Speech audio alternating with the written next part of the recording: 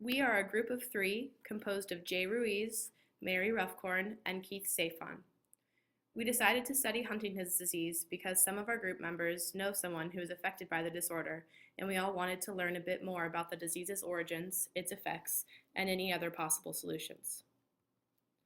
So what is Huntington's disease? HD is an inherited neurological disorder that causes a decline in motor and cognitive skills. Because of this, people with Huntington's disease will experience involuntary movements, loss of memory, and the ability to learn new things, among other intellectual faculties, and they will also experience emotional disturbances. HD was first thoroughly described by American physician George Huntington in the late 1800s.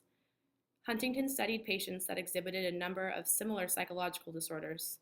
He also studied each patient's family history and found that a large number of the patients studied shared similar disorders with their parents, leading him to believe that it was a hereditary disease. Who is affected by Huntington's disease? About 3 to 7 per 100,000 people are affected by HD. Individuals with European ancestry have a significantly higher potential of developing the disease. Since it is hereditary, individuals whose parents suffer the disease have a 50% chance of developing HD. What causes Huntington's disease? We all have an HTT gene. HD is caused by a mutation in that gene, whose primary function is to produce a protein called Huntington, which is crucial in brain cells. HTT mutation causes DNA segment CAG to repeat about 36 times more than usual. Huntington's disease is inherited by passing on the altered HTT gene from one generation to the next. Individuals with less than 25 CAG do not develop it. 25 to 35 also do not develop HD, but their children are at risk of developing the disorder. And individuals with 36 or more CAG will develop the disorder and will pass it on to their children. There are 3 stages in the development of Huntington's disease.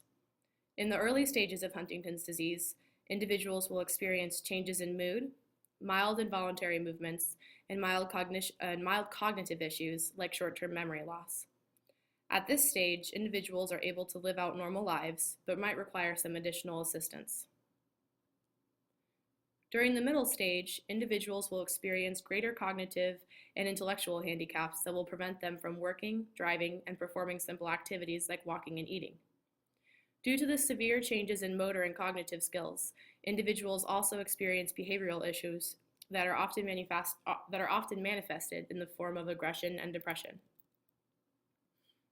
During the late stages, individuals will need assistance with all activities of daily living. Sufferers of HD may lose the ability to speak and respond, but may retain the ability to understand their surroundings. Chorea, or involuntary movements, may be severe and impossible to control.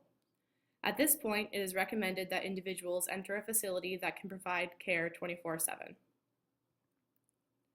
Individuals with a family history of HD can get tested and know whether or not they will develop the disease. However, individuals often struggle with the desire of wanting to know if they will experience HD and the fear of testing positive for the disease. Ultimately, getting tested is a personal choice and there is no right or wrong answer. To help individuals make informed decisions about their illness, genetic counseling is available throughout the United States. Individuals and their families learn about Huntington's disease and its implications for both the patient and their family, available treatments to mitigate symptoms, and an opportunity plan for the future to ensure that patients and their families will have support available. Most people that develop Huntington's disease don't do so until their early 40s. However, fewer than 10% of people with HD will start developing symptoms before the age of 20. Some of the initial symptoms that are present in youth with HD are stiffness in extremities, seizures, changes in mood, and involuntary movements. Is there any way to treat Huntington's disease? Currently, there is no cure for HD. There's no way to prevent it from developing, and there's no way to reverse its effects. However, there are drugs that can mitigate some of the symptoms to improve the person's quality of life. Xenazine is one of the most effective drugs that helps with chorea. Xenazine acts by reducing certain amounts of chemicals in the brain that help control body movement.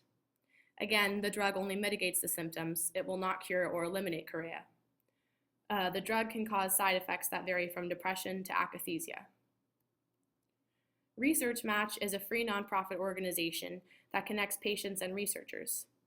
According to their website, there are over 15 ongoing research projects related to Huntington's disease in which patients can enroll. Patients can apply to partake in clinical trials of new drugs to mitigate symptoms. 2 sponsored teams of California's Stem Cell Agency are investigating how stem cells found in bone marrow can be delivered to a patient's IRNA as an attempt to shut down the faulty gene. The same 2 teams are also attempting to use stem cells to repair nerves damaged by Huntington's disease in order to stop the symptoms. As with other neurological disorders, Huntington's disease makes individuals more likely to experience side effects from medications.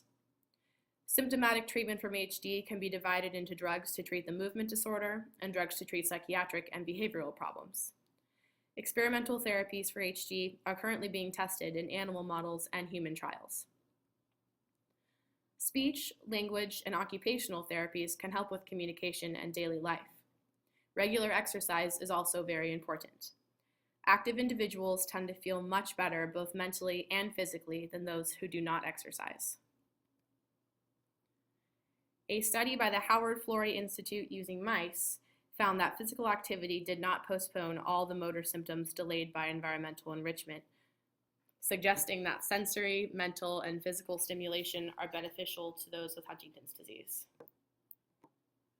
Huntington's Disease Outreach Project for Education at Stanford, or HOPES, is a student-run project led by faculty that makes scientific information about HD more easily accessible to patients and the public by analyzing clinical literature on Huntington's disease for easy understanding. We hope you have enjoyed our presentation of Huntington's disease. Thank you for watching.